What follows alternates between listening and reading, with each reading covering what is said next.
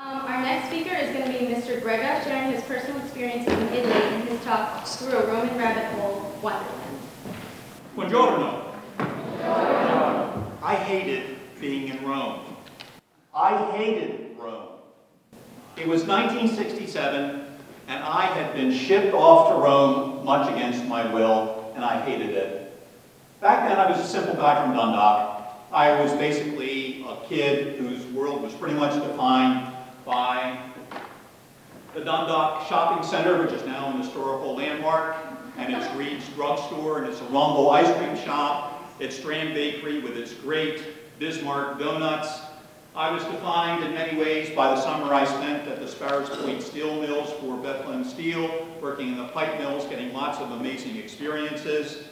And 4 years at Mount St. Joe. I'm now a Golden Gale. 50 years ago I graduated. It still did not do too much to expand my world.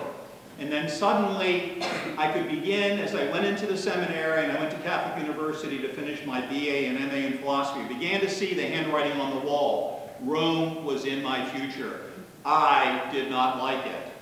Why? Rome, old, remote, foreign, other languages. Instead, I could be in Washington, D.C., where it's the 60s, for God's sake. It's really happening there in Washington, D.C. Well, you know what happened? Boom. San Pietro, Rome, and I hated it with all that was in my being. And I spent my first year and a half there as a living poster child for Thoreau's famous saying, "Only that day dawns to which one is awake." And I was not awake. I was really blind to what was going on all around me. I would dutifully trot off to the university each and every day. I would pass countless monuments, piazze, palazzi, churches, invested with amazing stories and history, and I went like this. I was blind. Didn't care about it. I hated it. And then came the rabbit hole. Through the good services of a friend, I and a small group of students were given the opportunity to explore the Catacombs of Priscilla, one of the most ancient catacomb complexes in all of Rome. I'd never been in the catacombs, and so this was a rather unique and novel opportunity for me. And we arrived, and the first thing you're confronted with is this enormous metal door. It swung open, and you began to descend a spiral marble staircase. And the first thing that hit you was a dampness and a coolness and an odd smell that wasn't unpleasant, just old. Just old. And we began to move down these corridors that had been carved out of tufa. Tufa, an amazing rock, which is soft to quarry, but hardens on contact with air. It's volcanic rock. And as we moved down the corridors, we began to see these loculi, little niches that were approximately 4 to 5 feet wide, about 1 foot tall, and about 2 to 3 feet deep. And in each one of these loculi, Christians had buried their dead. The Christians were atypical. They believed in cremation. They believed in entombment. And how do you do it? Rome is a population center of about 1 million people at this particular point. You can't really go out, you can't really go up, so what do? You go down. Some of the Christians were wealthy matrons and patrons whose estates were then made available to the Christians, and they went down, and they began to tunnel through the tufa and make these long, narrow galleries. And as we move into the complex even more and more deeply, some of the loculi began to appear sealed. If you were relatively poor, you would basically have to seal the compartment where your beloved one was interred with ceramic blocks. And you can see ceramic blocks right up here. And you actually have the name of the individual painted with a distinctive red paint that was usually used at this particular time to mark the grave. If you were more well off, the niche was sealed with marble.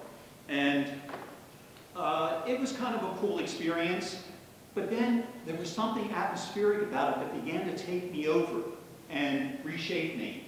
And I was listening carefully to the lecture by our guide, who knew his subject material more than I know my own classroom in Allen's basement. This is the earliest portrait of Mary and Jesus that is known to us. It dates to the latter part of the 2nd century. You can see that it's heavily deteriorated, but it's still somewhat recognizable given the context in which it's found. Okay, he's got my interest. Now he went into warp drive. We were moving at impulse power up to this point, but now he kicks it into warp drive because he's come to one of his favorite scenes. What do you think this looks like? You got how many figures? 3, moving in what direction? To the right, to a seated figure, holding something on the lap. Mary and Jesus and the 3 wise men, each a distinctive color. And here our guide really began to wax eloquently. This is oftentimes called the Epiphany, where Jesus is manifested to the nations. He completely reframed the event as Jesus welcoming the nations to himself, welcoming people who too oftentimes have been considered to be outside of God's love and concern. And this particular scene occurs over and over in the catacombs because for the Gentiles to actually be seen to be an object of God's love was absolutely amazing to them. He really had my attention. Now he starts talking about Jesus the Good Shepherd. We see various iconographic elements where Jesus is close to the sheep, even carrying the lost sheep or goat on his shoulders. And all of a sudden, I found myself beginning to change. The tour went on for 3 hours, and it was the fastest 3 hours of my young life at that point. I was sold. And when I came up out of that tunnel and rabbit hole, all of a sudden, I really began to pay attention. I was like the biblical blind man who had an experience of revelation. The scales on my eyes had fallen off, and now I began to pay attention to the extraordinary gift in which I was immersed. And I began to pay attention to other images of Jesus that I encountered. It's no longer the Good Shepherd with the sheep on his shoulder. It's Jesus the Emperor, Jesus the King, ruling the cosmos, not just the earth. And I continued to follow this motif. You go to St. John Lateran, and that's actually the Pope's parish church. It's not St. Peter's. St. Peter's is for the world. John Lateran, one of the 4 major basilicas of Rome, is in fact the basilica for the Pope. And when you look at the far end of the church, where all the action takes place, there is this amazing apse mosaic. And here we have Jesus as an emperor, but notice how he's completely removed from the world in which everybody else is. Now I begin to understand what happened when Christianity became Christendom. When Christianity was welded with political power, and suddenly Christianity and kingdom became Christendom. Bad news for everybody else who wasn't Christian, because now Christians began to do something called payback. And lo and behold, I began to look at other items like St. Peter's itself in a completely different way, not just as a massive architectural achievement, but as the result of selling indulgences. When Pope Leo X tore down the old St. Peter's, which was in a terrible state of repair, it was over 1,000 years old at that point, they had to do something to build the new St. Peter's. So what did they do? They sold indulgences. Here's the interior of St. Peter's with the great baldacchino of Bernini. You see the light cascading through the windows in the dome that Michelangelo created. He created it to be 1/4 less than the diameter of the Pantheon, which he absolutely revered, the great monument from Roman times. And here's Friar Tetzel. He's the one that circulated throughout Germany. Here's his money box, and one of his famous little dicta was, as soon as the coin hits the bottom of the box, the soul of your loved one flies to heaven. You can just imagine how popular that was with Martin Luther. Tetzel was, in fact, the trigger for Martin Luther, and it set off a whole chain of events that we now call the Reformation. As I began to kind of like move outside just the church sphere, I began to pay attention to other types of images. For example, here's the Sistine Chapel, built by Sixtus IV prior to the beginning of the 16th century. He actually based the floor plan on the Temple of Solomon from the Jewish Testament. And I began to explore an 11,000 square foot canvas on its ceiling, an amazing creation by Michelangelo. And this particular central panel had always been called the creation of man. And then I found that an American medical student, after his anatomy exam, went in and said, I can't be the creation of man. Man is already there. Man is animate. Man is reaching out to the divine being. This American medical student said, what then could it possibly be? And he paid attention to the cloak of the divine being. And he said, it's a brain. Here's the brainstem connecting to the cervical cortex. Michelangelo had built a secret into this panel. It's not the creation of man, it's the creation of the mind, the intelligence, the imagination. And finally, after 400 years, Michelangelo's secret had finally been revealed. Then, later, as I progressed in my little journey, I began to discover the Last Judgment, which is one of the final works of art of Michelangelo. This is on the very front of the chapel. He painted the ceiling when he was young. He painted this when he's old. It's the amazing scene with Jesus coming to judge the bad guys and the good guys and gals. And once you get over the immensity of it, you begin to pay attention to individual vignettes. For example, St. Bartholomew, one of the early Christian saints who was martyred by being flayed alive.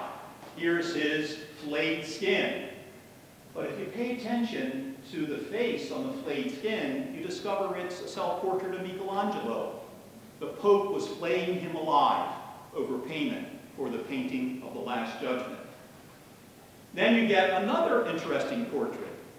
Here we have one of those famous aspects, and too oftentimes it gets a little bit lost.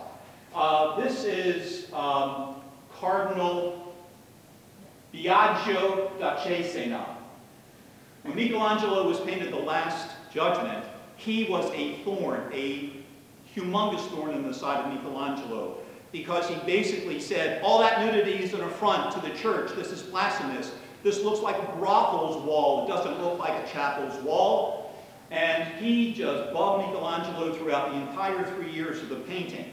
The last thing you want to do, right, art department? Never make an artist mad at you. Because what Michelangelo did was to put Cardinal Biagio da Cesena in as the archdemon in hell. And when that curtain was drawn from right to left, from left to right, and they finally got to the point where everyone in attendance could see the final figure in the lower right-hand corner, the place went ballistic. And Cardinal Biagio da Cesena was there, and he was embarrassed, mortified, and he was furious. And he said to the Pope, you got to do something, you got to make him paint it over. And the Pope is reputed to have said, I have power over purgatory, I have power over heaven. I don't have any power in hell. You're stuck. So, again, my world is just growing all the time. I passed the Piazza Navona, and now I can see the glorious structure and symmetry of this piazza, built on the site of Domitian Circus.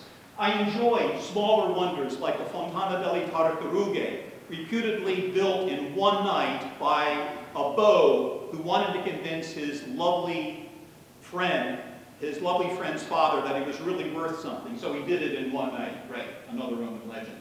The wonderful chaos of the Campo dei Fiori, where they burn,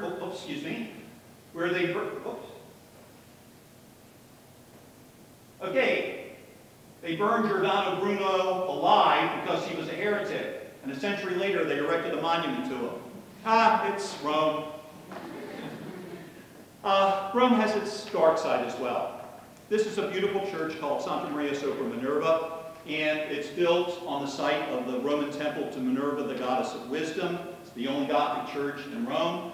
But to its left is a palazzo that you would pass by and never notice it unless you knew. This is where the Inquisition got a hold of Galileo.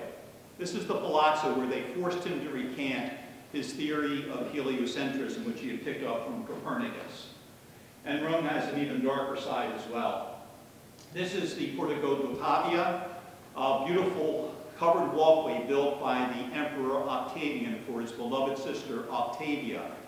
And it was at this particular site, you can see that most of the covered walkway is gone. We basically just have the facade and some of its foundation.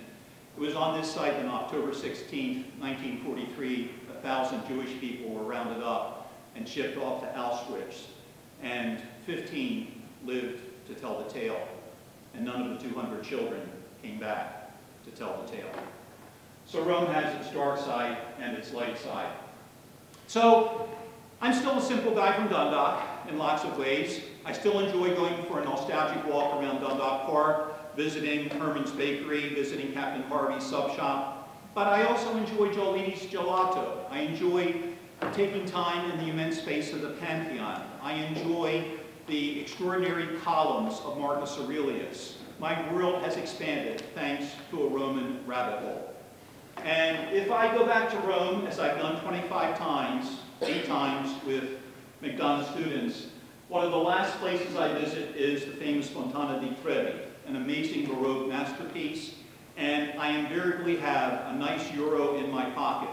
And I turn my back to the marbled Neptune, and I fling the coin in his direction over my left shoulder, in the hopes that if the legend is true, anyone who does that will always come back to Rome. So, friends, Romans, countrymen, lend me your ears. Travel, travel, travel, and always look for the rabbit hole. It will open up Wonderland.